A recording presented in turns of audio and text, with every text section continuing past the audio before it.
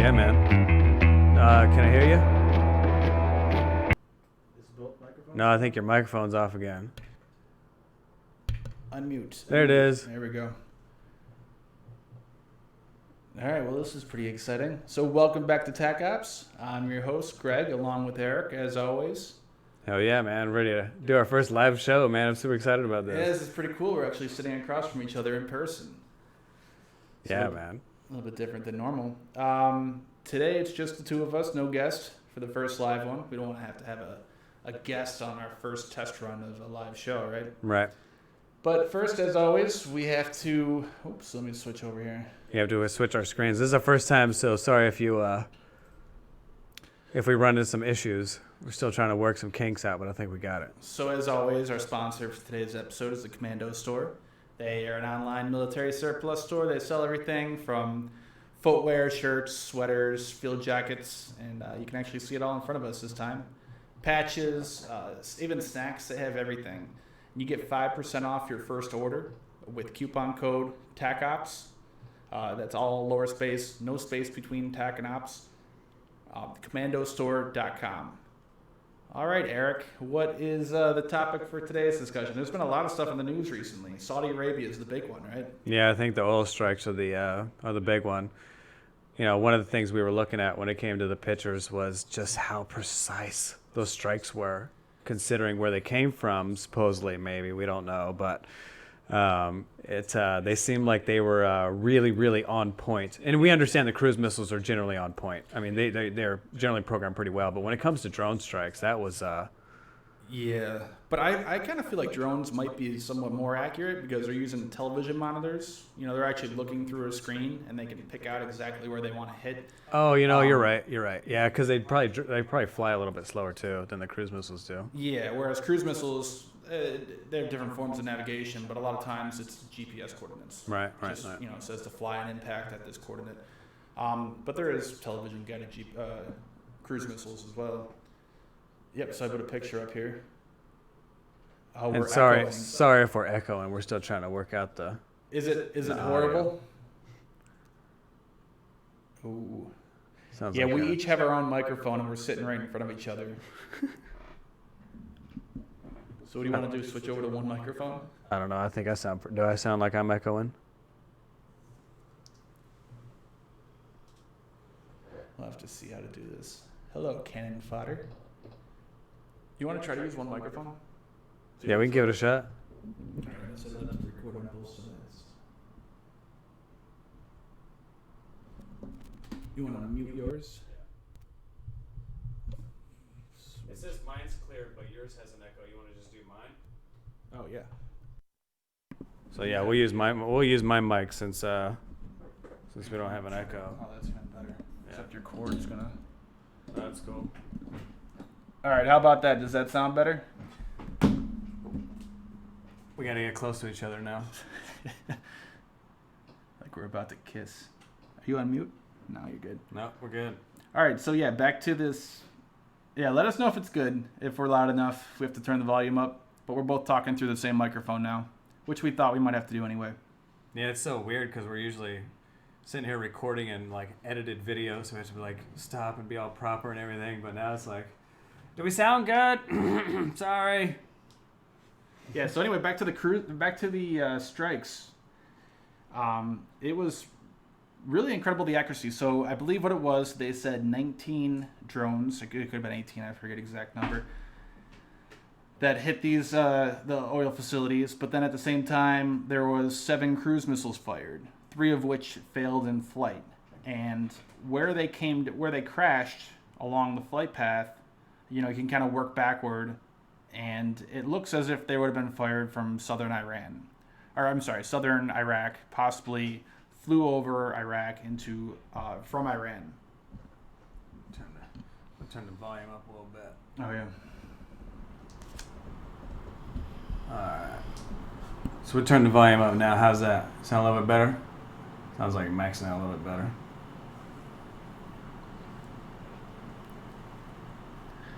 The stream is delayed a little bit, so that's the other thing too. We got to sit here in silence, waiting for someone to respond. Yeah, it seems like the the video from what we're doing from our stream is probably about 30 seconds delayed. The video and the audio are probably both delayed the same amount, I believe. You know what? We probably shouldn't even look at this because this might be delayed too. Yeah, this is delayed. This is delayed. Oh yeah, that's the other thing. You gotta switch the pattern to I don't know, probably this one, right? I'm not sure which one's bidirectional. Yeah, I lost the instruction booklet a long time ago. Maybe that one should work. Yeah, maybe that one will sound a little Change better. the mic to bidirectional.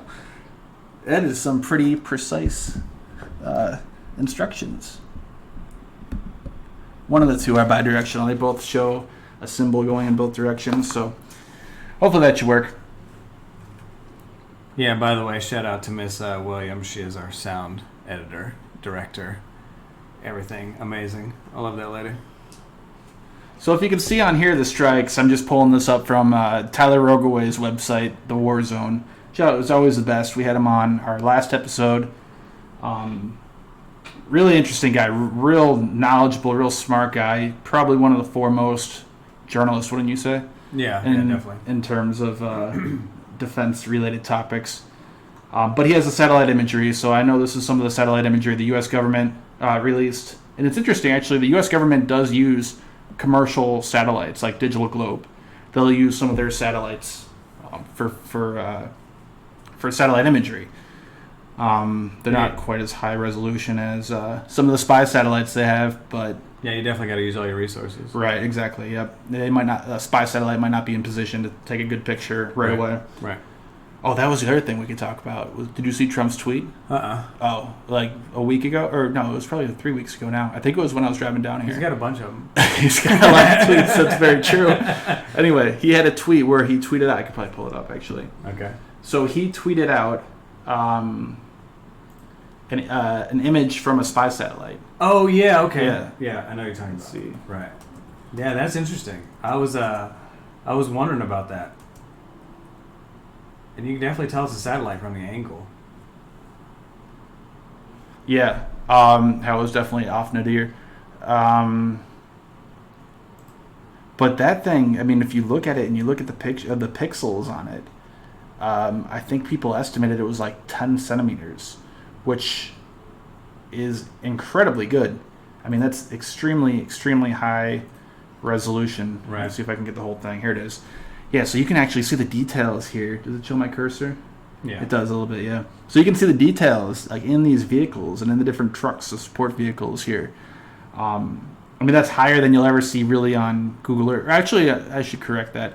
Google Earth, a lot of the imagery you see on there of highly populated areas, especially in the West, in the U.S., and some places in Europe, they're not all satellite imagery. A lot of it's taken by aircraft flying over.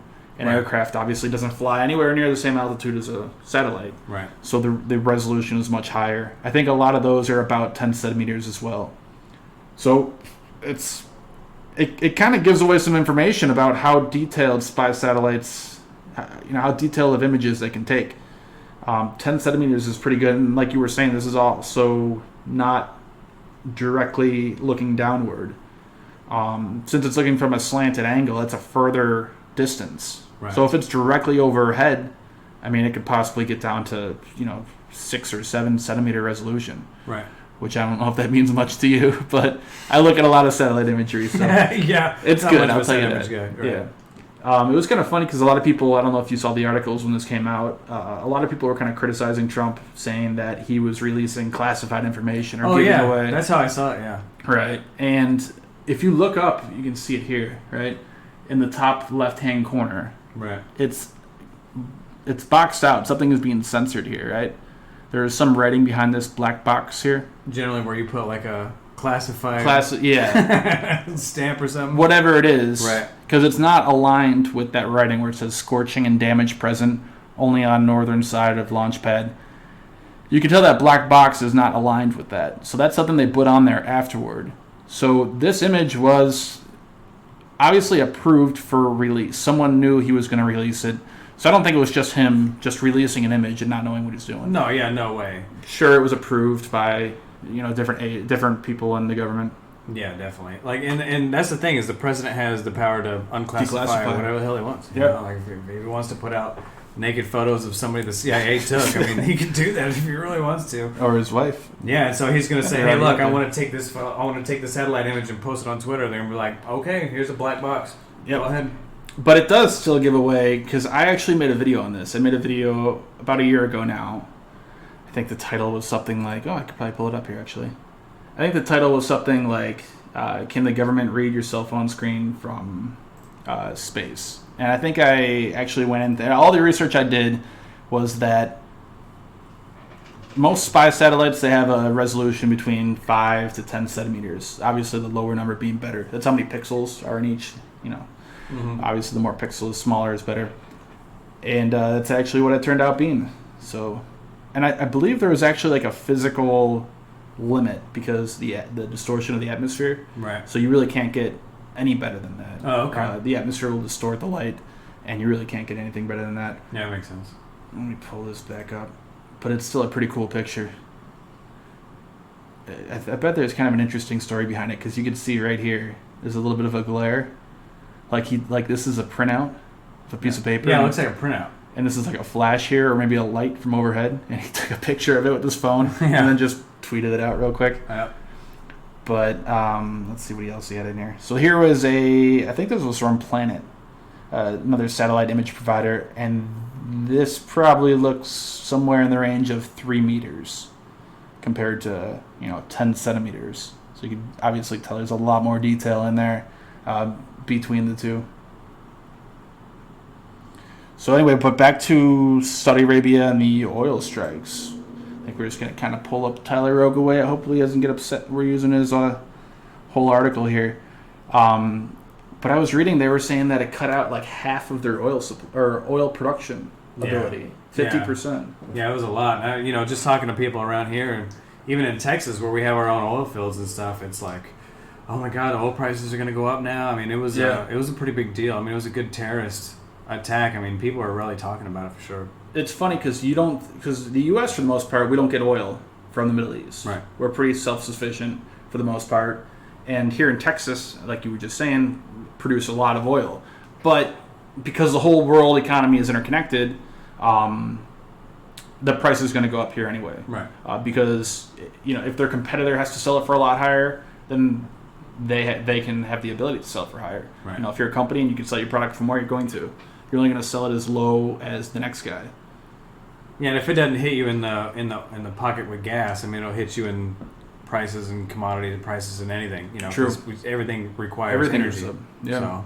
You got to put it on a truck and ship it to the store or ship it to your house or whatever it is. Yeah. Yeah, I went out and got gas that day. Did you? Yeah. Nice. $2.19. Oh. Pretty good. Yeah, it's nice in Texas. It's Back cheap in here. Back in New York, it's about $3. Oh, Yeah. jeez. So $2.19. I was pretty happy about that. Good. Yeah. Moved to the south. We got oil refineries all over this place. Yeah, I think most of that's from taxes though. No, A lot of that money's in taxes. I don't know what it is exactly, but they always say there's a certain percentage or it's like $2 or $1 something of every gallon of gas you buy is just taxes. Jesus. Yeah. Yeah. I'm not sure the exact amount, so don't quote me on that. But they were able to get all this. So everyone thought the oil price would go way up, and they were able to actually get a lot of these facilities back into production pretty quickly. Right. So it wasn't any major thing. I mean, if you look at the price of oil right now, it's back down close to where it was before this happened. Right. I know I was watching it that day, and I think it was up to $63, $64. And as of right now, WTI West Texas Intermediate is $58. $58.40. Yeah. So yeah, it's back down to where it was. So it didn't have much of a long-term impact. But obviously it's going to have a long-term impact in terms of the region being ill at ease, right? Yeah, exactly. So we were talking about the escorts, how they're escorting oil tankers through the strait. Right. Yeah, they didn't attack just some no-name bullshit refinery. I mean, they went after like the biggest. Yeah. But it's interesting that. So I think it's interesting that if you look at these images, this is one thing I was reading about. now. Let me see if I can find one that actually shows. Oh, and that's the other great thing. We have the chat room now, so if you guys are on the YouTube chat and we come up with something wrong, make sure you fact check us and make sure you tell us we're wrong or whatever. Yeah, right. Yeah, seriously, because that might not be fun. I mean, we can only be experts on so much stuff, you know what I mean? And when we try to talk about the news, we can only go off so much information. So yeah. So this image is kind of small, but if you are able to look real close at these, it looks like all the holes that it created inside of these tanks are on the western side of the tank. Okay. So you would think that the attack came from the west. Right. Right? And west of these oil facilities, west and south, is Yemen. Right. And that's what Iran and also the Houthi rebels actually came out and took responsibility for this attack. They're trying to do that to throw it off the trail and not have Iran be held responsible for this attack. Right. Like I was saying, it is possible, but it seems like from all evidence we have, it did come from southern Iraq. Possibly it flew from Iran into southern Iraq and then down through Saudi Arabia, because like I said, that's where the cruise missiles were found, the ones that crashed. Right. And with a cruise missile, you can have it attack from any angle. Yeah, and drones. Right. So you just have to fly around. Right. And they probably did that on purpose too, to make it look like it came from a different direction. So they good tactic. Yeah, so they can not take the blame for it. The interesting thing is, a lot of people were talking about whether or not the U.S. is going to strike back, right? Yeah. Obviously, we didn't. No. I don't think we're going to. Yeah, I think we would have by now. Right. Well, maybe, yeah. Well, I mean, we gotta move assets, and it takes exactly. It could take weeks, and it really just depends. I mean, it could cool down. Yeah. I mean, who knows? I haven't looked at AIS in a while to see where the battle groups are or anything. But. Or a submarine, right? You know about that. Yeah, I mean, submarine in position. Yeah, I mean, you can launch tomahawks from the attack subs, and those are generally the better ones to shoot from because you can shoot and get away. You know, the surface ships kind of show their spot, show their ass, and now everybody knows where they're at. But a tomahawk has like 1,000-mile range, so yeah, you could be way out, and Diego Garcia or something. It's impressive, and I tell people like you can if one of our submarines went to the Gulf Coast, went to let's say New Orleans, right, Mm-hmm. right on the coast, and launched a cruise missile, they could hit anywhere they want in Chicago. I mean, they could basically cover 3/4 of the United States just in cruise missiles. Wow. So I mean, you're only talking 800 miles from the Gulf Coast to Chicago. Yeah. So I mean, you could hit New York City. You can hit a lot of places just from the coast, the Gulf Coast. That's crazy. And the other thing too is Saudi Arabia has a pretty modern military. They're armed with Patriot, pretty up to date, pretty new system. They're armed with. They have a Sky Guard, the anti-aircraft. They have different. I forget the other name of one of the air defenses, but they have decent air defenses and radars and everything. And you think they should be able to pick up something like this, but I mean, these drones are so small. I mean, they can easily slip through radar. And also, a lot of these air defenses and radars are pointed south, looking at the Houthi. Right. Because over the last couple of years, remember the different ballistic missile attacks that have been launched from Yemen. So they're really looking out in that direction so they can pick them up and shoot down these ballistic missiles. So if they flew in from the north, you might not see them. Yeah, I mean, like any operator, radar, sonar, all those guys are generally trained to look for something specific. And if you're a radar operator, you're going to sit in a tower that doesn't move. Hey, something may come from the south. Watch for the south. If you see something come from the north, probably just birds, whatever, And that's how you get them with cruise missiles. A lot of people don't understand that you can turn the cruise missiles around that quick. And even with the drones, I mean, the drones, you can do whatever you want with them. They're like small helicopters. I mean, you can sit there and float with them if you want, but... Yeah. So basically, it seems most likely, according to most the evidence, and like I said, it is possible that it was a Houthi. Personally, I don't think they have the ability to pull off something like this large. No, I don't think so. And also, like I said, from the crashed cruise missiles, it most likely came from Iran or launched by Iran out of southern Iraq. Right. Yeah, cruise missiles ain't cheap. You're talking multi-million-dollar weapons. That's not just going to come from a rebel group. Right. Yeah. Oh, either way, these weapons are Iranian. Right. Whether it came from the Houthi I mean, they get their weapons from Iran. Well, fair enough. I mean, they have Iranian perks in them. This has been proven. But I think Iran is placing itself in a position to people to deny it, in which they've done a pretty good job at. I think there's a lot of people out there who will. Even in the U.S., there's a lot of people who are against war, right? Which is okay. That's a good thing to be against, right? You don't want to go into a war, but they're so scared of war and they want to make sure they stay out of it and avoid war that they're just open to any suggestion. Like, okay, Iran's denying it, the Houthis are claiming responsibility for it. They'll believe it. They'll just believe what Iran says because they want to avoid war. Right. Also, anyone who's skeptical of the U.S., saying the U.S. is just warmongers, they want to get involved, they just want to invade Iran, those people will believe it too because like I said, there is a little bit of evidence that seems to point, like I showed in these satellite images, that the attack came from the West. Right. And we all know you don't have to show much evidence. As long as you just make people believe Just create enough doubt. Right. Yeah, in people's minds. And there's going to be a good chunk of people who are going to believe it. Right. So that's interesting because I don't think, like we were saying, so the U.S. is probably not going to attack. They're not going to strike back. Right. Saudi Arabia is not going to strike back. Saudi Arabia, they have a lot of money, obviously, all the oil money. They have a decently modern military, modern and capable military, but they know Iran just has such a powerful, they have a pretty powerful military, to be honest. Maybe not modern, but asymmetrical right. Warfare capability. Right. That Saudi Arabia would just get clobbered. Right. I mean, it would be destroyed. So I think Saudi Arabia is smart enough to know that, they really can't do anything. There's nothing they can do.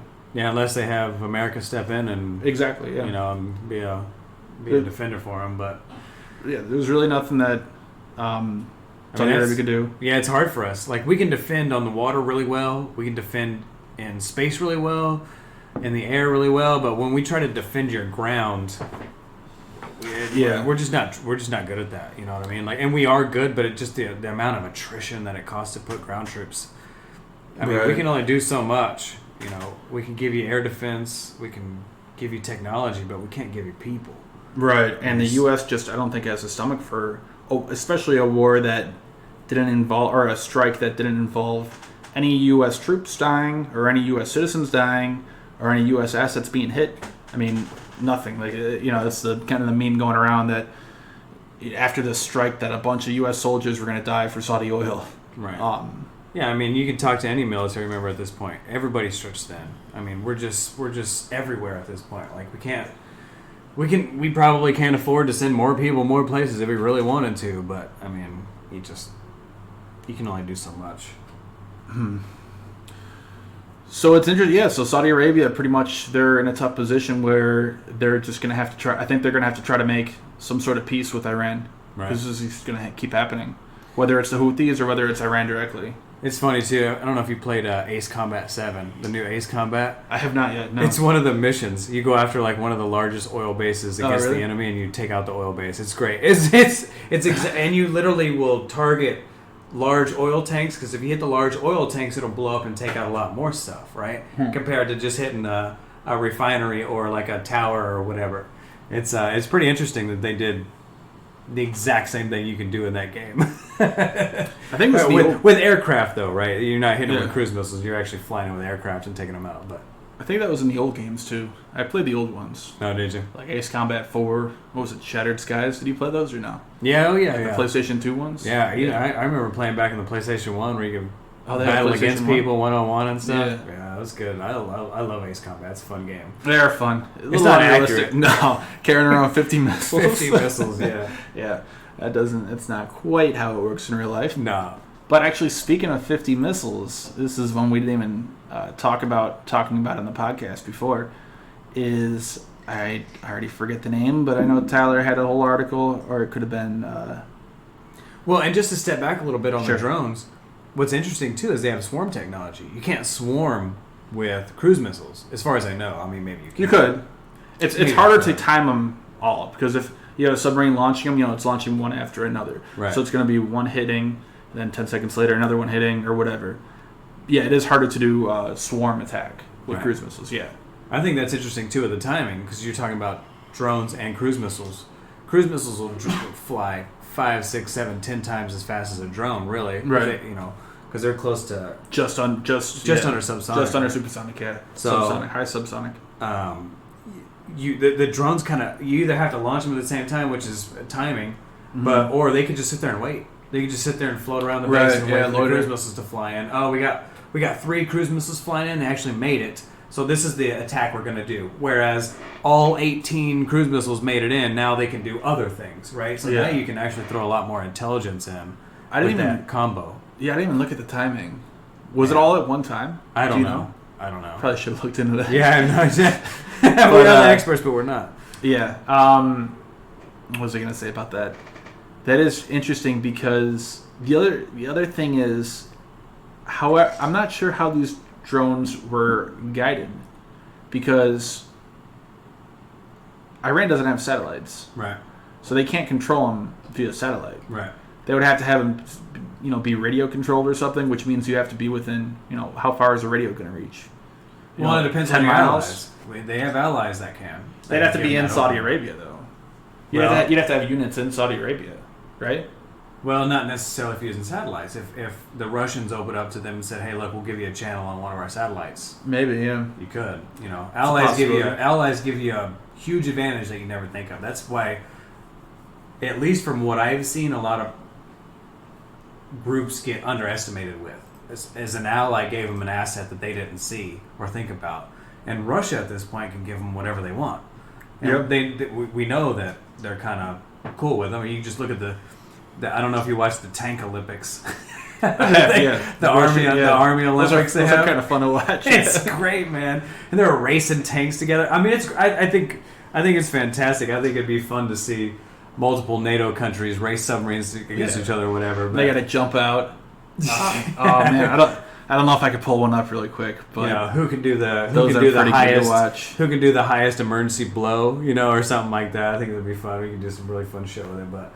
Yeah, those are pretty good. But it's funny because when you watch those, you can see who they're kind of cool with because they don't invite the U.S. out. They don't. The UK's not out there racing tanks. It's all like they're old cool group of people. You know what I mean? Warsaw Pact type, or sometimes Syria. You got Syria, you got Iran. Iran was out there. China. I don't know if China was out there or not, but I know Iran was out there for sure. And it was funny because one of the countries, I guess they didn't train their guys very well. Because that's one of the things you run into when it comes to the military in other countries is training it's lacking super badly, right? Because it costs money to run them tanks. You can buy them all day. Yeah, especially if you're not going to war, right? You have to keep training, and then these people phase out of the military. Right. You got to train the new generation, the new one, and the new one every 2 or 3 years, whatever it is. Yeah. Yeah, training is as bad as attrition is.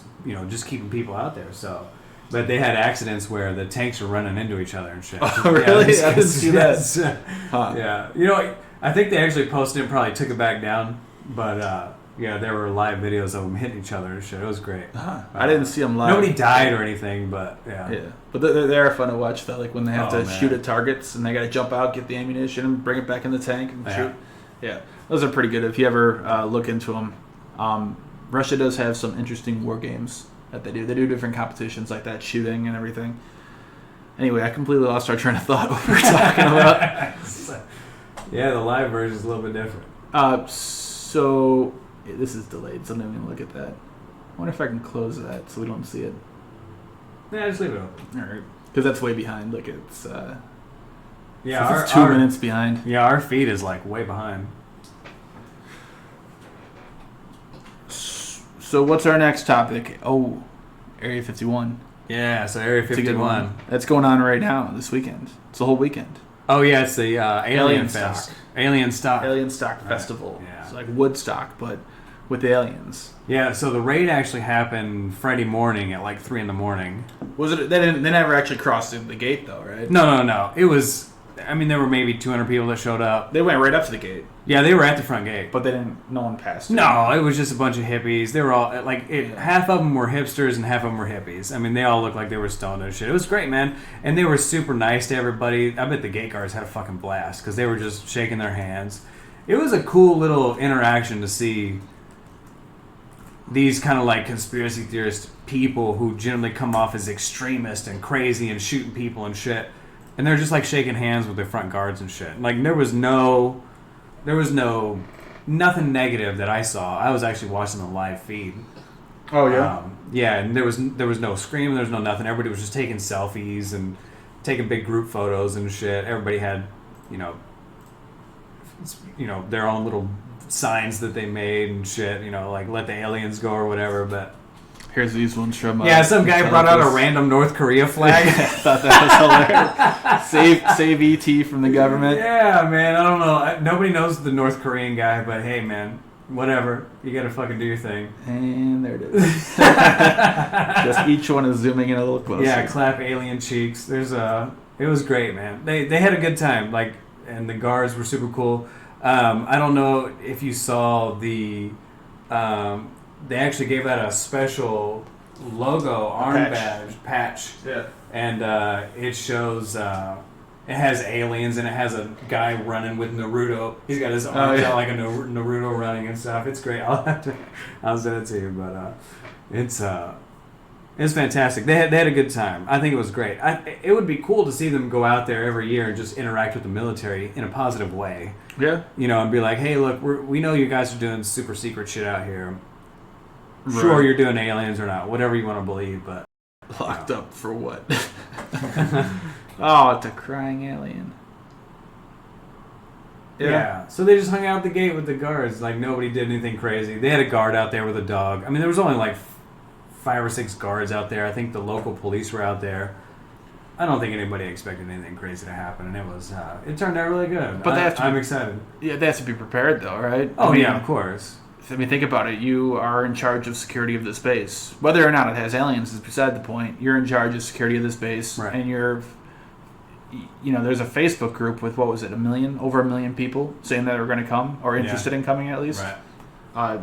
And we're going straight through the gates, the Area 51, and rushing it. Right. That's something that most likely would not happen, right? Everyone kind of knew it wasn't actually going to happen. They weren't actually going to rush through the gates. Right. Ignore that sound. Yeah, just pouring a drink here. Yeah, we're just pouring some drinks. But they had to be prepared for it either way. Right.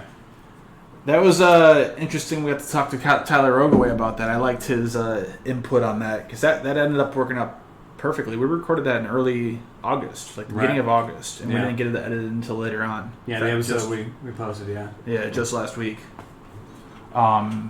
We actually have some revenue. Yeah, we got $1. We made $1, guys. I wonder if there's a way. It'll pay for the Coke I just opened up. It won't pay for the whiskey I poured in the glass, though. No, and it's the carbonated Coke, if anyone's interested. He didn't open up a... But, he had some interesting input on Area 51. I know that's something he's really passionate and interested in. And it's interesting because, like we were saying, he's a very well-respected and very well-known and very well-read military journalist, very serious, right? But he will still dive into the UFO topic, which I like. It's a great topic, yeah. Yeah. I mean, you can't deny that the pilots are seeing something that they don't know what it is. Right. And there was a story just about... Did you see that one, too? There's a story recently about that. Right. That the U.S... wasn't much of a story. I think it was a slow news day or something, but they were saying that the U.S. Navy admitted that these are real videos. That's it. They didn't say it was an alien. They didn't say anything about it. They just said it was a real video taken by that AT flare, the targeting pod on the FA-18. But yeah, I do appreciate he does that. But yeah, he was talking about it. I think I asked him if he was going to go up there for it. He said no. No.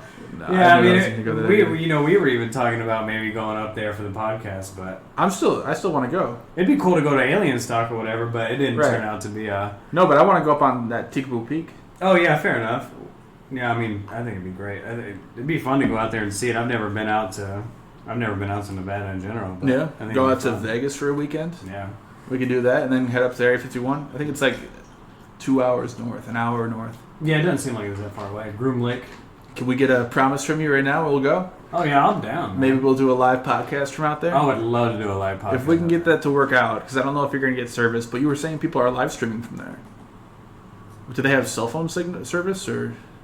It looked like a cell phone. Huh. Yeah, I mean, and it was only one guy, so I mean, it's not like you're trying to compete. I thought we were going to be competing with 1,000 people for internet service in the middle of nowhere, but if we go out there, say, I was actually talking to a few people online about this. When the best time to go is up on top of that mountain, where you can see Area 51. You can actually see down into it. Right. They said the best time to go is in September, which we already missed pretty much. We can't go right away, or May. Okay. So maybe, if we can get something worked out, I would really like to go do it. I think do a it'd be live cool, podcast man. from up on top of Tikaboo Peak. That's what they call it. It's 25 miles away from the base, so we have to get a good camera, good lens, so you can zoom way in and see it. Man, I think it'd be cool shit with the networking we've been getting with.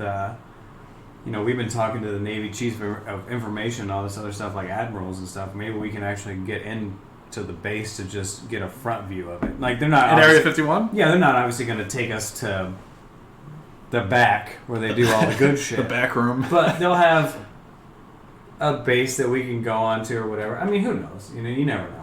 Yeah, it would be fun. It would be a fun experience. And I talked to a few people who have been up on that peak. It's not illegal to go there. It's public property. People go camping up there all the time. Oh, wow. So it's not like we're going to have any problems. I asked different people if it's okay to film up there, if you get hassled by security or anything by pointing a camera at the base. They said no. Right. They've done it a whole bunch of times. Right. So, yeah, it's something I really want to do. I wonder if, we can make that a reality. That would be a lot of fun. It's something I've always thought about doing ever since I, first read about Area 51 as a kid. Yeah, we'll have to hit up the PAOs that work out there and see if they can hook us up with something. Yeah. Something special. So here's the dog you were talking about. This whole thing is new. All this gate, all these fencing, all that's brand new. Yeah, it wouldn't surprise me. That was not there before. Yeah, it wouldn't surprise me if they just put it up for this event. Just push them back a little bit. Because it was not very clear where the line was, where you can pass, where you can go into. It was just like a sign posted there. Right. And and the road just went straight through. There's no gate, nothing. Right. There's a few gates going into Area 51, but this direction did not have any. We lost our connection to the chat. Oh. Well, as long as they can still hear us, that's fine. Sorry if you guys are chatting to us. I guess we lost our connection to the chat. Please try again later.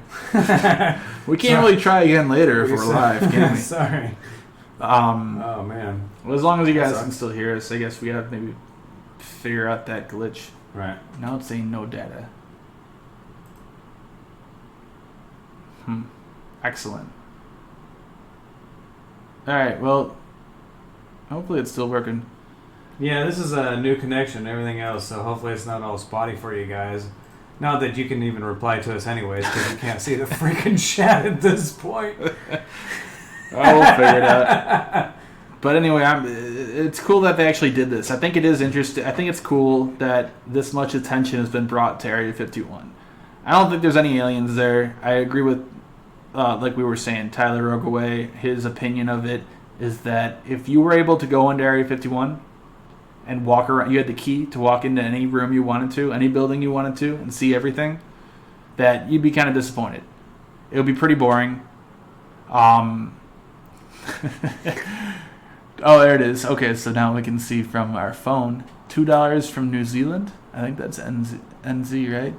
Clap North Korean cheeks. Yeah. Not quite sure what that means. Yeah, that's what the... I'm out of North Korean cheeks America right said, now. clap alien cheeks. Ah. And then North Korean flag. Nice, Good combo. okay. Good combo. Good job, Charles Morita. So, yeah, sorry. We didn't even know you gave us any money or anything. We can't see the freaking chat room. Yeah, and hopefully we can get all the kinks worked out too. So we're in a position to set it up so people can ask questions while we have a guest here. Right. Like we have a couple guests. I don't think we should name them for now, just in case it doesn't work out. Put them on the spot. But we have a couple guests that we have planned, and they're going to be pretty interesting people. So hopefully we can get set up where we have this live, and the messages will work so people can ask us questions to ask the guests live. You guys can ask different questions and hear the answer right away. But back to the topic we were talking about. We keep getting off. Are you looking at the comments right now? Or? Actually, I think what I'm going to do is what our great old sound editor said is pull up the video on my phone and just turn the volume off. So I'm going to try that and see if I can see the chat room on there. Oh, yeah. Yeah, maybe if you do it on your phone. Just don't go on the Wi-Fi. So it doesn't Yeah, I'm not on the Wi-Fi. I'm on my hurt hotspot, so it should be good. I got my volume on. Let's see if I can pull it up. Tech Ops. So this is another one I was interested in. Again, I know I'm kind of using this website a little bit too much, but Tyler Rogoways. Oh jeez. Oh man, we're not too delayed. Nope. But Tyler Rogoways, the War Zone. We've talked about it before. It's a great website. Anyway. Oh man, we're missing all kinds of stuff on the chat room. Oh. Dang. Yeah, you have to keep your phone out. It's been huge. Here. I have to put my phone up here so we can see the chat room on my phone. There we go. That works perfectly. I wonder if now this is delayed a little bit.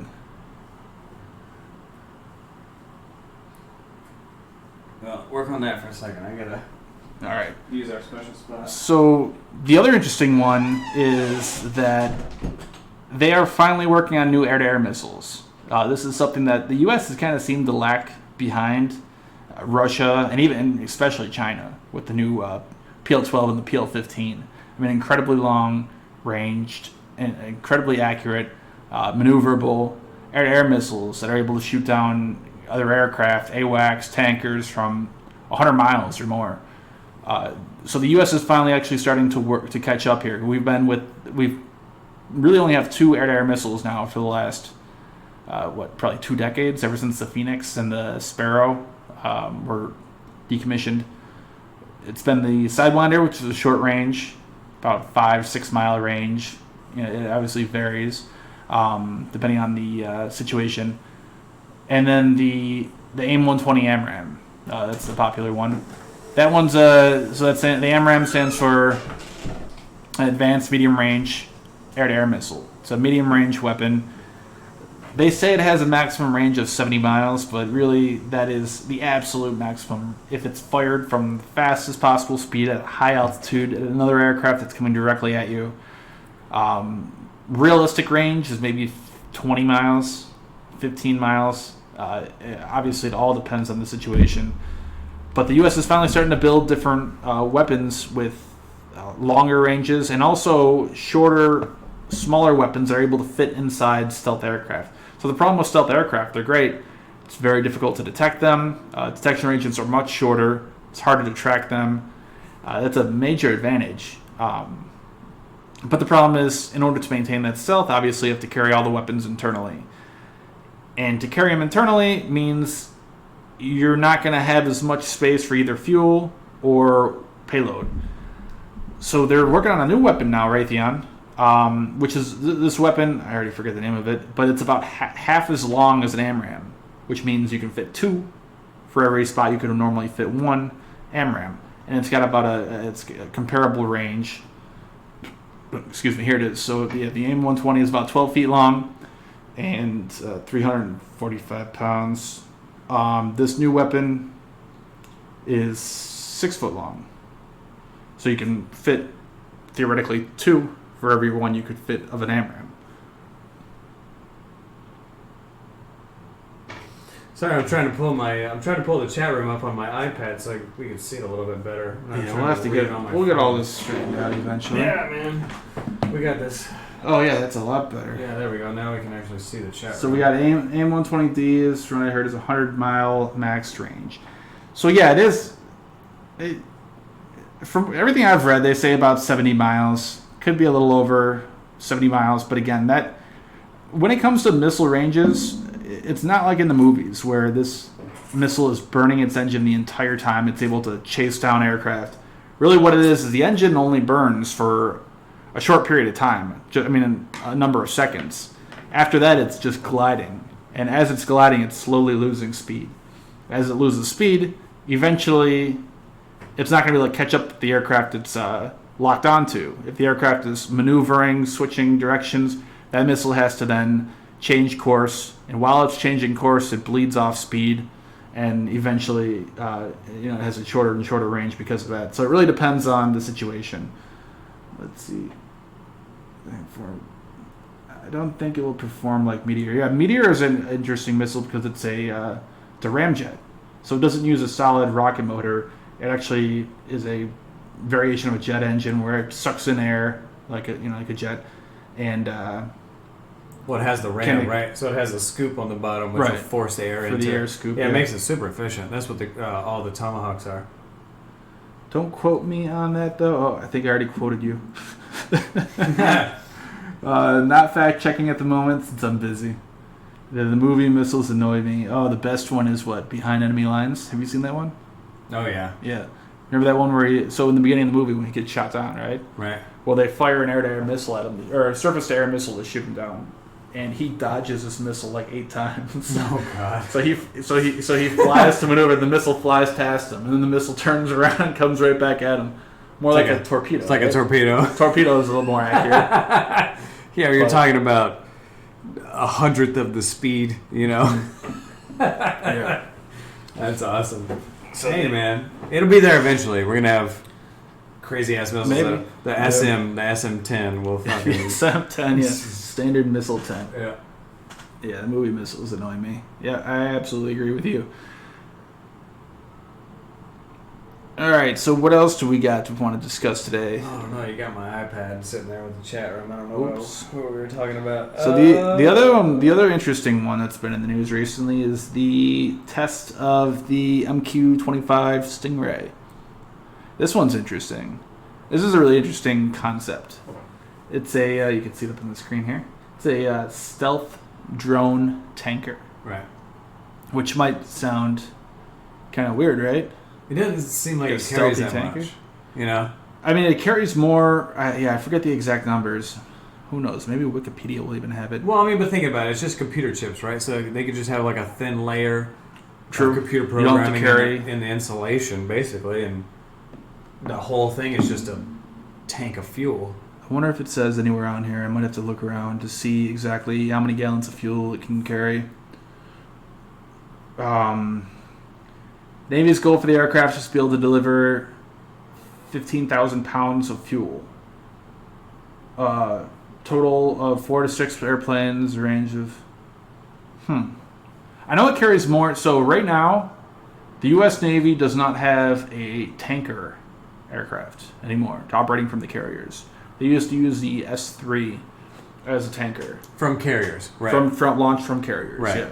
And that aircraft got decommissioned. So what they've been doing is using FA-18s, the fighter jet, and they carry extra fuel tanks. Yeah, and they're using those as they look like missiles that sit on the bottom. Pretty much, yeah. Fuel tanks, right?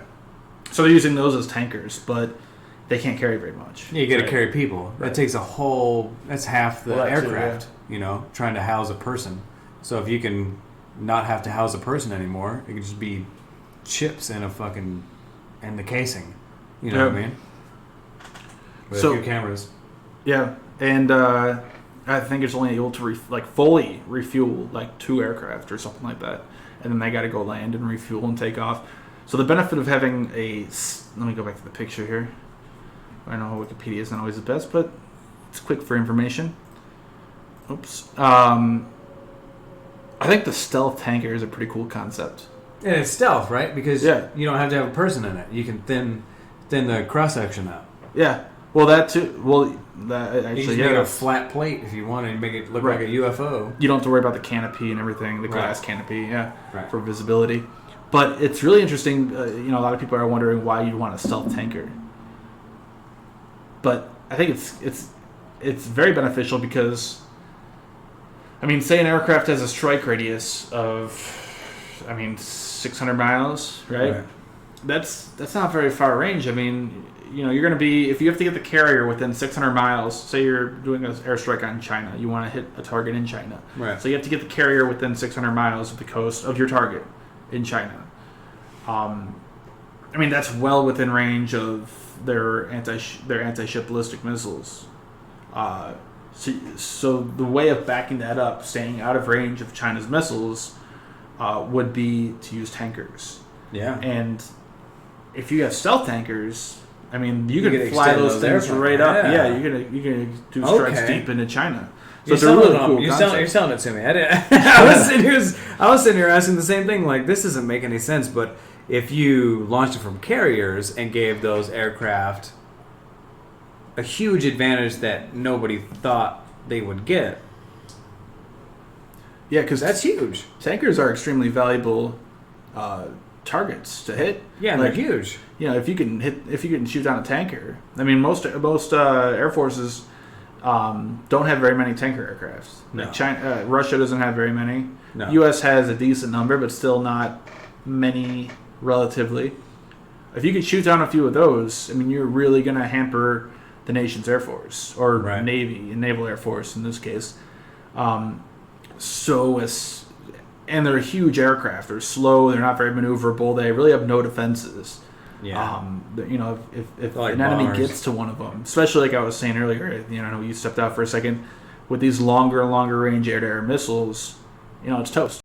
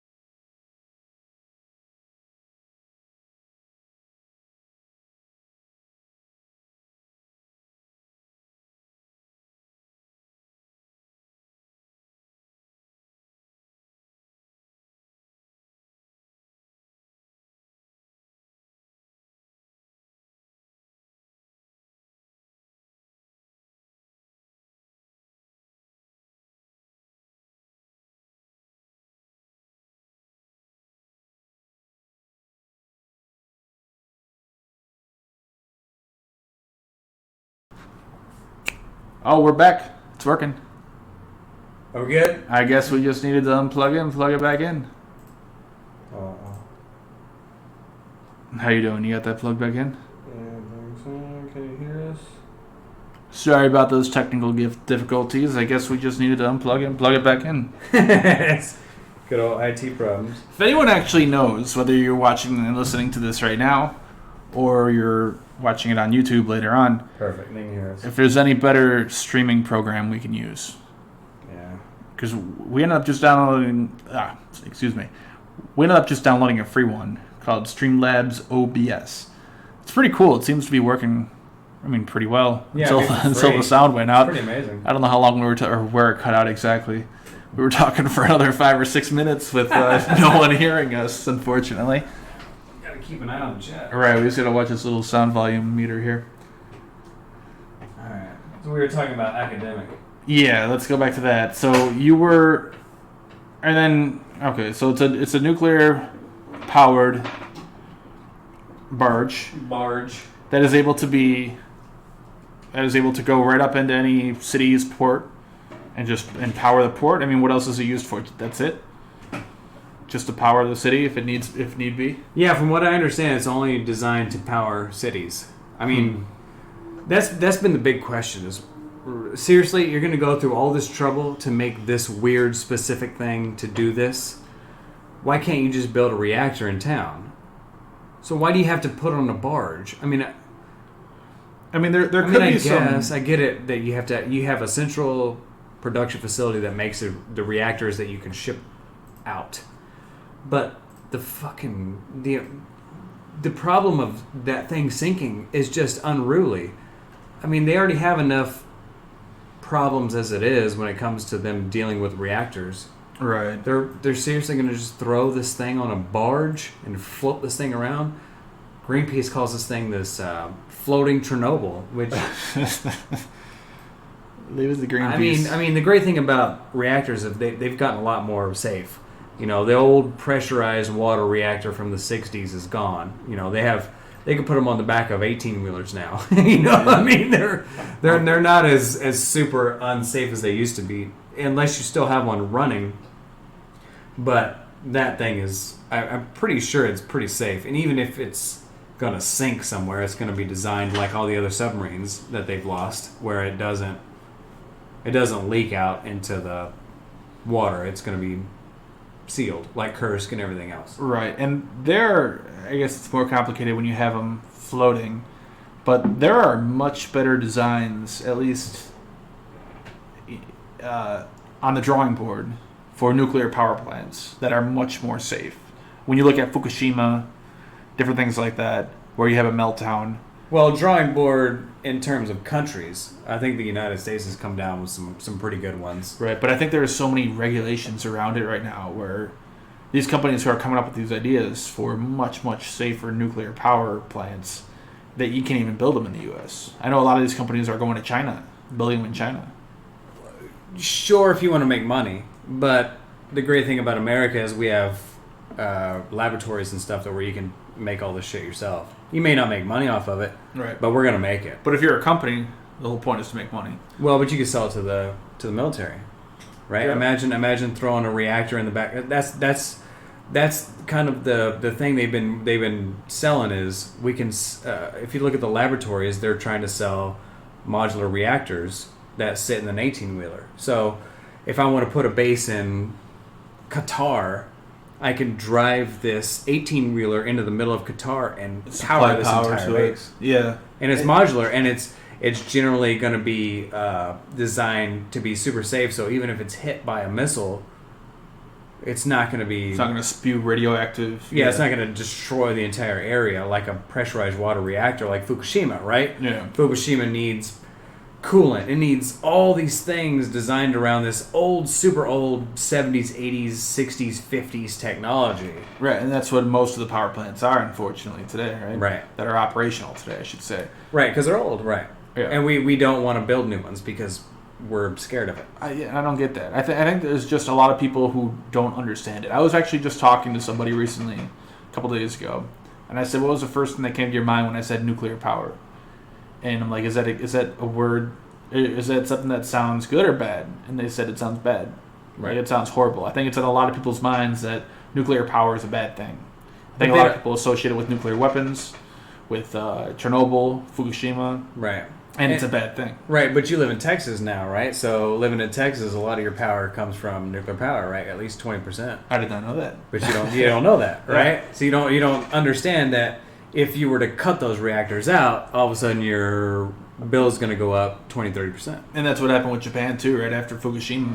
Right. They want to get rid of a lot of their nuclear power, and that's like a large majority of large where majority. they get their power from. Right. So they're going to have to find other ways of getting power. Which Right. None of it is anywhere near as efficient Right. as nuclear power. I mean, renewables are great, but they're not reliable. Right. Right? That's the great thing about nuclear power is it's online 98% of the time, whereas sunlight's on 50% of the time, and Right, the and the wind wind's- power's on whenever the fuck you get it. Exactly. I went so when I moved here to Dallas, my girlfriend and I, we went and bought, the City Pass. You ever heard of those before? You know? Okay, so City Pass is a thing. A lot of different cities. I went to Toronto, they had it. I went to New York City, we got one there. And it's a discounted thing to go to a bunch of different museums and tourist sites for Okay. a much discounted price. It's pretty cool. We bought one for Dallas here. We went to the where Kennedy got shot, where Oswald shot Kennedy from. Oh, right. They had that Reunion Tower. Right. Have you been up there? Oh, yeah. It was pretty cool. Good view of all Dallas. They had the zoo, and then they also had the Natural History Museum, Mm-hmm. which they were showcasing. They had a display, a section about global warming, about renewable energy. My question is, they had it broken up into renewable energies and non-renewable. What do they call it? Non-renewable energies. Is that Right. what they call it? And they had nuclear under non-renewable. It's not renewable. But I Is don't it- understand that. So- The sun. So if you say solar power is renewable, the sun is nuclear power. It's fusion. Well, it's fusion powered, right? So eventually it'll die, but because it'll last for forever, they call it renewable. Right, but you're not going to call nuclear power renewable when that's what the sun is? Because, well, it's 40 years compared to 4 billion years. Yeah. Well, anyway, compared to, like, if you're going to compare it to oil or coal, I don't think it's anywhere in the same ballpark. I mean, basically it's all sun powered, right? I mean, the wind is sun powered. I mean, it's all sun powered, right? So you call renewables... It's all nuclear power, if you really break it down. I mean, the sun is fusion. Well, fusion power, right? So when you talk to somebody about nuclear power, nuclear reactors are fission.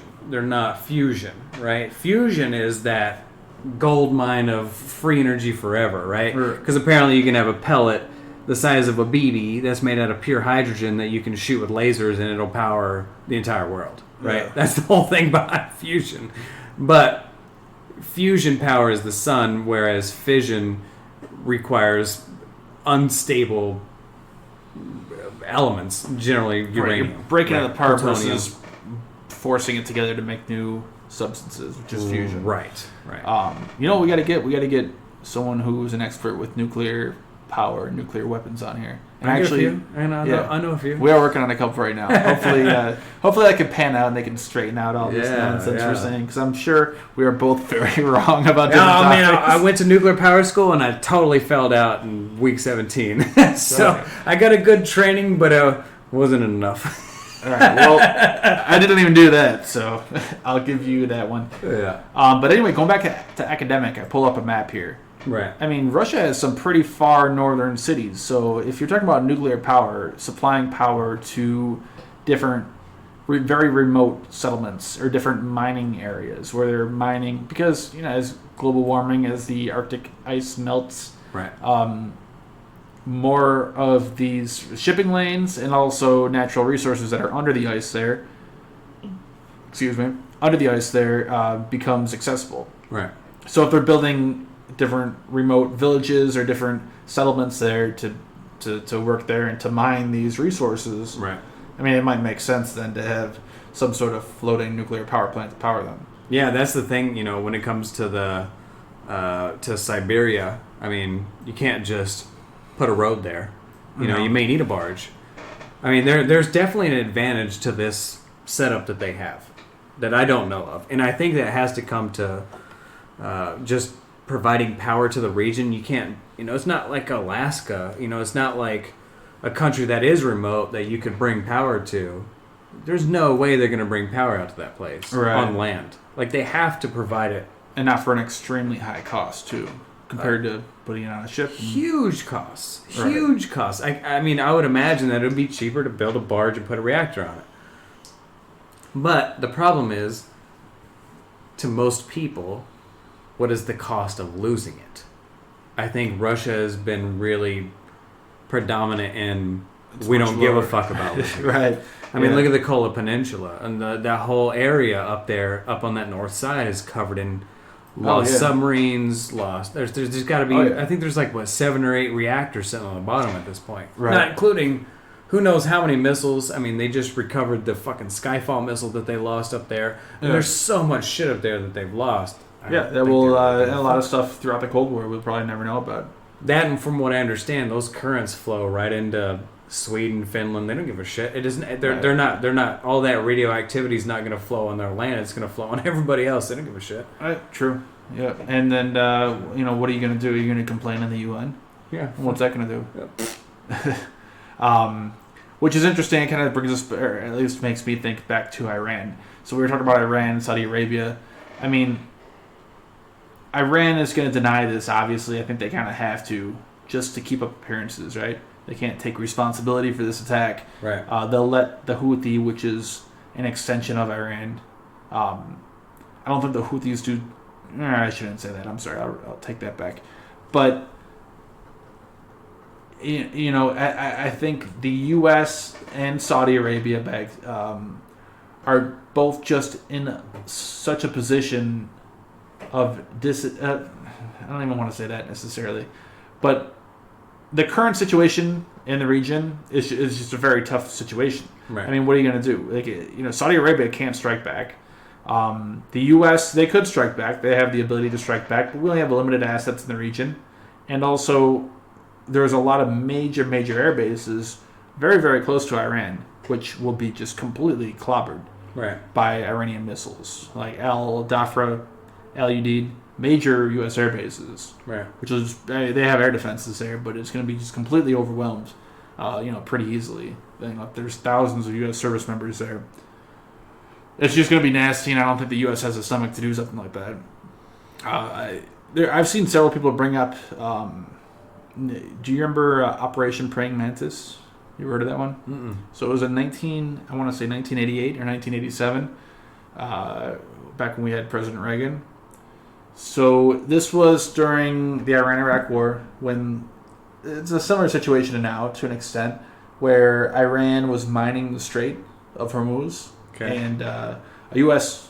destroyer got hit by a mine, I believe, while we were escorting oil tankers through there. Okay. And in response to that, the U.S. launched an attack and took out a large portion of the Iranian Navy and blew up several oil derricks that they had there. Oh, okay. And it was a very one-sided battle. I remember that. The U.S. took them out pretty easily. Right. It's different now. It's not the same. I mean, they have a lot of long-range, precision weapons, and they can make it. They can really, give the U.S. a black eye in such a battle. Yeah, and at this point, with AIS and everything else, that Iran can say, you shouldn't be over here. And if you show up, that's on you. Back in the day, nobody in the United States knew what our ships were doing or what they should or should not be doing or what Iran should or should not be doing. And so people played all kinds of games. But now with satellites and with AIS and everything else, it's really difficult to play games. You know what I mean? Yeah, it is and it isn't, though. I think the really interesting thing is that drone. Remember that drone that got shot down? The U.S., the Global Hawk? Yeah, the recent one. The BAMS-D. Well, it's interesting. I thought about this for a little while. It's interesting how, even in today's modern day, with GPS, with everything, Iran can claim it was within their territory, and the U.S. can claim it wasn't. It was in international airspace. And who's to say they're different, right? So the U.S. is going to say it was in international airspace, obviously. Whether it was or wasn't, the U.S. is going to say it was in international airspace. Iran, again, whether it was in their airspace or not in their airspace, they're going to say it was within their airspace. And it's just going to be a he said, she said thing. Well, I think that with the he said she said is that the U.S. has technology that they won't release. So who knows what they know? You'd be surprised what NORAD knows when it comes to missiles flying around. Oh no, I'm sure they know exactly boats where it is. everywhere. But they can't release that. They can't sit here and say, Right. "Well, here's a satellite image of your boat doing this thing." Fuck you guys. They did though. They actually did release a video of a P8 Orion that was over the region, Right. with the coordinates on with the coordinates posted on there. But who's to say if you don't believe the U.S. if you're on Iran's side or if you are Iran, you just say, "Oh, it's a fake video." Oh, you can totally make it up. Right. Yeah, I mean. So in the court of public opinions, who really says? It's interesting to me just thinking about it. Yeah, I mean that's the whole weird thing about conspiracy theories at this point. You could just make up all kinds of crazy ass shit. We could sit here and make videos all night of them raiding Area 51 and being like, "Oh my God, they're fucking raiding the base right now." Just posting videos of Waco getting raided because nobody knows shit about Waco anymore. Like, "Oh my God, look at Waco." Yeah. People are fucking dumb. They'll believe whatever the fuck you want. So if you just provide them enough information for them to believe, they'll do it. Yeah. It's interesting. Very, very interesting. Anyway, do we have any other topics we want to cover? Do you want to kind of go over, if we don't, maybe I should wait for you to answer before I say any other topics you want to cover? Not that I can think off the top of my head. All right, then I can say what I was going to say. Oh. Maybe we can go over our plans for the future a little bit. So Yeah, we have yeah. a few good guests lined up. I think we're going to try to keep doing this live thing. Yeah. I think the live thing's amazing. Yeah. It seems like it's working pretty good. This was going to be our test. All right, so all you for guys, everything. I'm sorry you have to deal with this. Hopefully All the, our live chat works next time too, because we need to read it more too. we have to keep pulling The a different screen up is a to great idiot proof look at our chat room. Yeah, we do. We have to. We can probably get that to display up on a monitor or something. Get an extra. I'm gonna buy another one of these monitors anyway, and maybe just have the chat on there via a different internet connection. That way we can see when it goes out, when it's working, when it's not working. I think we can do it. I think a really cool setup when it comes to the military is like the war room. Have you ever seen a war room? Like an actual war room, like NORAD, Yeah, where you have the. like 20 screens. You don't necessarily have to have 20 screens up, but you have, if we're gonna have 50-foot screen. if we're gonna have a camera in the background that's gonna show us, Yeah. well, let's have a nice big TV, and then me and you or whoever, we can bring up images, kind of like this, where we have the screen in front of us, but where they can see it. And I think the live view of what our screens look like is amazing, but it seems to be pretty a little cool. laggy. It is. It's a little delayed, and my computer's running a little bit slow. I don't know if that has to do with the internet connection or if it's just my computer.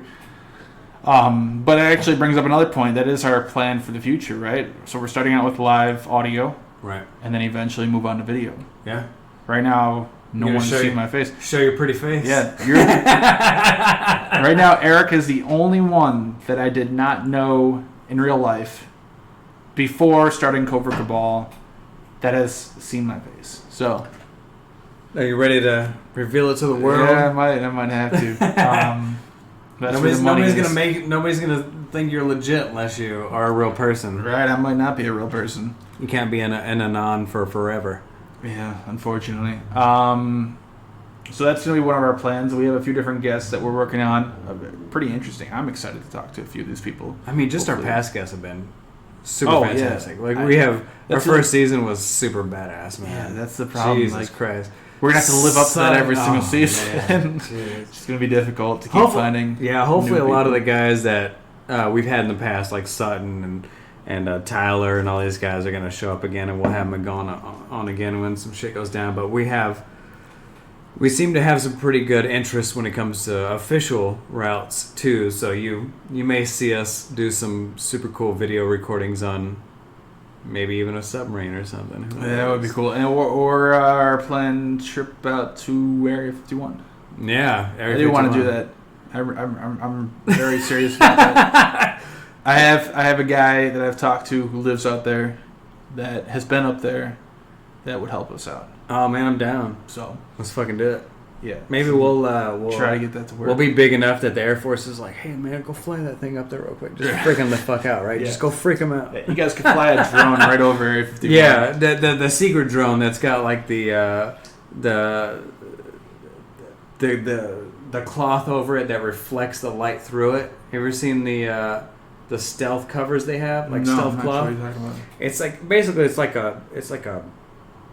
a cloth that you can throw over you, but it's got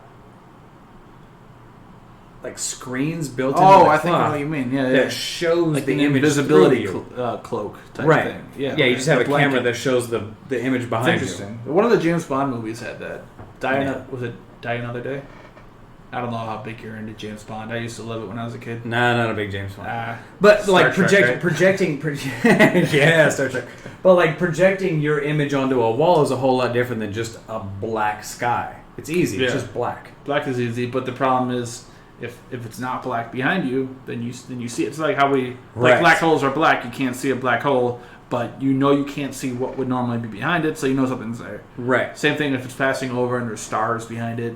You don't see a star disappears and all of a sudden appears. Right. You can figure out something's there. It's still an effective tactic. Like naval is. ships will Yeah. turn their lights off. They'll run dark. It really is, yeah. It's very interesting how such low tech tactics are still extremely effective today. Right. It really is. Like, for example, fighting at night. I mean, it's still extremely effective. How many cruise strikes or how many cruise Cruises, missile they're strikes all do you at see night. it during the day? Yeah, they're always at night. You know, the other interesting thing I've noticed is it's always on a Friday night, or it's always on Yeah, weekend. wherever. Yeah, it's always wherever the strike takes place, whether it's Syria, local time. It's always like 2 to 4 a.m. local time on Saturday morning. Or Sunday Seems morning. like both the past strikes. Yeah, I remember this most recent strike. I was sitting down at a family dinner, and I was talking with a few family members, and they're like, "Oh, you know, U.S. hasn't struck back on Syria yet for these chemical weapon attacks." And I'm like, if it does happen, it's going to be tonight. It's going to be in the next couple hours because in Syria, it's 2-3 a.m. That's when it's going to happen. Right. Sure enough, I think it was like a half hour after we had that conversations when the strikes took place. Seems like it's always before church. Yeah. Late Saturday night, early Sunday morning. Everybody's getting ready to go to church. Nobody gives a fuck. I think it also, the other thing, I think it also has to do with the stock market. I wonder if it does. I don't have any evidence for that. But my theory is that if you launch those strikes early Saturday morning, the market has enough time to react to it. It's not going to plummet down, right? And then slowly recover. The market is closed, obviously, right? Saturday and Sunday. So it has time to digest the fact of what happened and then realize that, hey, this is not the end of the world. Syria didn't strike back. World War III didn't happen. Right. And then starting on Monday, the stock market is even. Yeah, I mean, economic strikes are a thing. Yeah. You know what I mean? I think a majority of the time it comes down to, can they strike back? Is there a guy sitting at that S-400 station? No, it's fucking, it's July 4th. It's a holiday, right? Yeah. So it's like stand down. I mean, if you were going to strike the United States, the best time to do it's on Christmas. 4th of July. You know? Christmas. Everybody's gone. I mean, half the United States is on vacation at that time. So why wouldn't you? Well, I mean, there's been many strikes throughout many battles and strikes launched on holidays. I mean, the Yom Kippur War, right? Yeah. With Israel. Or even the U-2 flight that Francis Gary Powers, when he flew over the Soviet Union, got shot down in the U-2. Right. That was on, oh man, I know I'm going to get this wrong. I believe it was on May Day. Well, but he was... May Day, or Victory Day parade. He was more offensive. He was doing his own thing. Right. Well, that's what I mean. Offensive strikes, like launched on the country when it was a holiday in that country. Exactly. That wasn't a strike, but still flying Fair, over the country. yeah, They thought everyone would be celebrating the parade, the Victory Day. Because all of these weapons require normally a person to run them. And that's the interesting thing too. I think I'm gonna make a video soon on how important training is. Oh, it's... I mean, and you can absolutely attest to that, right? I mean, it's the only reason at this point that China's behind Russia. Yeah. In my opinion. Is they have the money, they have the resources, but they don't have the training. Yeah. Russia's 1,000 years deep or at this point when it comes to their training and robustness. But China is brand fucking new. All their equipment's brand new. All their people are brand new. None of them. 30 years ago, they were living out in the fields. Yeah. You know what I mean? That's true. 30 years ago, it was the Cold War. 30 years before that, for us, it was World War II. 30 years before that, it was World War I. We got levels and levels and levels of experience. And that's the thing with China, right? Like, when we talked to the fighter pilot podcast guy, he said that. He's like, when I was in the Navy, you know, back then, when someone mentioned China, they're like, oh, look how cute. That was his exact response to it. I mean, it's not like that anymore. I mean, from where we were in the Civil War from now is basically where China went in the last 30 years. Yeah. They've done it quick, too. You're talking about 200 years of experience in battle that we've gotten that they didn't. In 2030. Well, yeah. Well, that's the thing. So anyway, the concept for the video would be exactly that. You'd have the most advanced, you know, like you were mentioning, the S-400. You could have one of the most advanced systems in the world, but if you don't know how to use it, if you're not trained at it, if you're not skilled at it, it's worthless. It's pretty much worthless. You get a guy flying an F-22, right? Flying against a MiG-21, one of the oldest aircraft, jet aircraft up there. And it could lose if the person doesn't know how to operate it properly. I mean, imagine trying to steal a submarine. You're not going to do it because you have to have people trained to run a reactor. Yeah. You're not just going to have a bunch of farmers take over a submarine. Good luck. Where's it going to go? It's not going to go anywhere. Well, I will keep that in mind if I ever try to steal a submarine. I will call you. There you go. Don't call me because I'm not a reactor operator. Yeah, you flunked out of I'm a torpedo man, All right. I'm a nuke drop. Well, anyway, I think that about wraps it up. Real quick, if we can selflessly promote our own Patreon page. Yeah, definitely. Oops, let me switch this over. And they have the Super Chat now, so you guys can donate to us on the Super Chat like awesome Charles Morita. And we promise right now, any of that money that we do get, we've spent more money than we made. Oh, yeah. Whether it was between different programs we've and got. Our microphones and everything The microphones, the pop filters, the stands, all that stuff. We've spent much more than we made. And we plan to reinvest it back into it. This is really a labor of love more than anything. Maybe one day it'll be profitable, but really for right now it's fun. And it's a whole lot of fun just being able to talk to these people. Whether it was the Fighter Pilot podcast or Tyler Rogaway, different authors who are extremely knowledgeable in the topics that they are experts in. It's just a lot of fun to do. Like I was saying, that trip out toward Area 51, that is absolutely something I want to do. I'm going to work as hard as I can at making that a reality. Even if it's just myself. If Eric can't make it, I'm going to go do it myself. Either way. So if I can promote our Patreon, if you're in a position to be able to support us on there, please consider that. We have different tiers here. I think we'll have to streamline this a little bit, but we have a $1 a month, $5 a month, $10 a month, $15 a month, and I guess we have we go all the way up to $50 a month. So if you can consider that, if you are in a position, I understand it's a lot of money. I mean, even from putting myself in the shoes, spending an extra money every month, it's a lot. I completely get it. So if you are in a position, if you do like the content, that money is going to go to a good use. It's going to go to helping continue this show and enabling us to do new and more things in the future. Yeah, we definitely have interest in official channels that want to invite us to do things, but they're definitely not going to pay for our flights and our hotels and and we have some amazing opportunities to do some really awesome stuff, but at this point, we are trying to support ourselves, and we got jobs, and I got kids, and we need all your help we can, because we're literally at this point we have no money. I'm not making any money on anything I've ever done at this point. It's just trying to get us to. But it's fun to go do things, right? I mean, it would be nice to make money, obviously. Oh yeah, I mean, but it's fun. Like I've always said, like I said through the whole first season, I want to quit my job and get paid that's the dream to do of everybody. this. I mean, right? Yeah. So. But besides that, I think it about wraps it up. Real quick, the Patreon. If you just Google Patreon Tech Ops podcast, it will come up, or go on patreon.com/techops. You can find the page here. Right now, we have one patron. I would like to give him a shout out, but I'm not logged into the account and I cannot see the name of the person. But we do thank that one person so far. But that's about it. I think that wraps it up. Any other thing to add? I think that's it, man. It was an awesome That was first fun, show, man. Like we had a Yeah. lot of fun, a lot of problems, but it is what it Good is. start. We'll figure it out. All right, well that's it. Thanks for joining. Yeah.